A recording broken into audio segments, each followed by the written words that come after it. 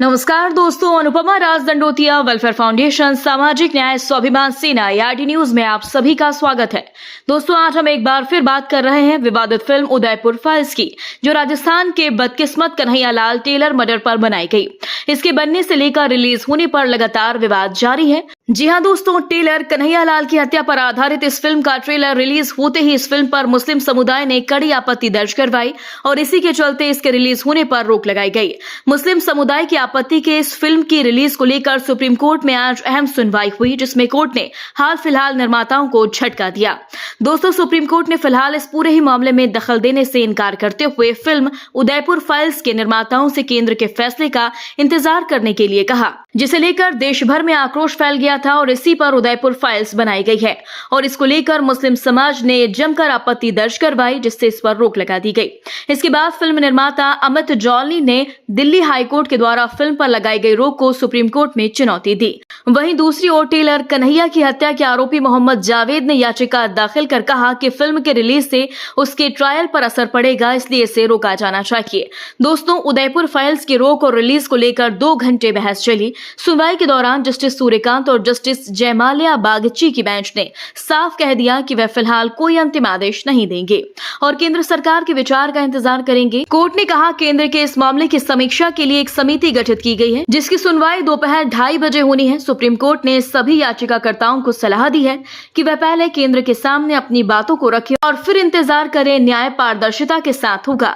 तब रिलीज हो सकती है, इस पर कोर्ट का कोई भी इंडिकेशन नहीं है। कोर्ट ने यही कहा कि जो हाई कोर्ट में जो इस केस में रिस्पोंडेंट हैं और उस हाई कोर्ट में जो पिटिशनर्स गए थे, मिस्टर अरशद मदनी और जावेद जो इसमें को अक्यूज्ड हैं, उनको हाई कोर्ट ने एक प्रिविलेज दिया था कि स्क्रीनिंग इसकी नहीं होगी, स्टे हो जाएगा और आप सेक्शन 6A सेंसरशिप एक्ट में जो प्रोविजन है गवर्नमेंट ऑफ इंडिया को अपील करने का, अगर आपको कोई शिकायत है आप उसमें जाइए। तो वो गए, उन्होंने उस डायरेक्शन को फुलफिल किया और आज 2:30 बजे जो एक कमेटी का गठन हुआ था इस मूवी को एक बार देख के तय करने के लिए कि ये ठीक है या इसमें और कट्स होने चाहिए, उसकी व्यूइंग, उसकी मीटिंग आज 2:30 बजे है।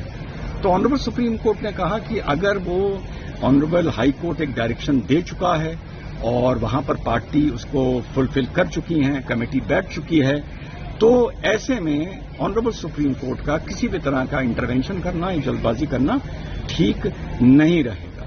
तो इस पर ऑनरेबल हमारे जो AOR थे मिस्टर गौरव, एडवोकेट गौरव भाटिया, उन्होंने कहा कि साहब इस पर 24 घंटे का कोई शॉर्ट टाइम दे दिया जाए कि वो वहां से कोई अपना डिसीजन लाके दें, क्योंकि हमारा भी बड़ा इररिपेरेबल लॉस हो रहा है द प्रोड्यूसर का। स्पेशली सारे प्रिंट्स बढ़ चुके हैं, कोर्ट जा चुके हैं, पायरेसी का खतरा है, 800 से 1000 स्क्रीन पे कोर्ट जा चुके हैं। तो इस पर ऑनरेबल सुप्रीम कोर्ट का ये रुख था कि हम इस तरह का कोई भी स्पेसिफिक डायरेक्शन नहीं दे सकते कि आप 24 घंटे में हमको आप रिपोर्ट सौंपिए और कोई जल्दीबाजी इसमें नहीं करना चाहिए। तो नेक्स्ट मंडे की उन्होंने ऑनरेबल सुप्रीम कोर्ट ने डेट दी और साथ में ये भी बोला कि इस मैटर को हम पेंडिंग रख रहे हैं।